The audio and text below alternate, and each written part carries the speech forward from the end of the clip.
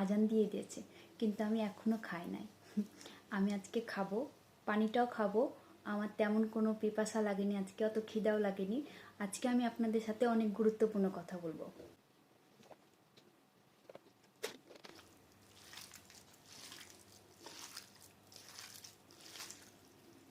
আমার আজকে তেমন কোনো খিদা লাগেনি, আর রোজা করতে অনেক ভালো লাগছে। আজকে আমার খাবারের প্রতি কোনো চাহিদা নাই, কারণ আমার ভিতর ভালো নাই। আমার 7টা পোষা কুকুর ছিল, 4টাই মারা গেছে, আজকে একটা মারা গেছে। এই জন্য আমি অনেক কান্নাকাটি করেছি।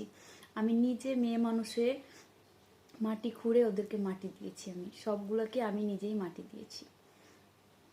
মাটি দেওয়ার পর আমি 4 রেখাত গোসল করে 4 রেখাত নামাজ পড়েছি। তার জন্য আমার খেতে ভালো খাচ্ছি, কিন্তু আমার মনে হচ্ছে জি খারাপ করতেছে, আমার মনে হচ্ছে সব বের হয়ে যাবে, কোনো ভালো লাগতেছে না, স্বাদ লাগছে না। আমার আমার খেতে পাচ্ছে না।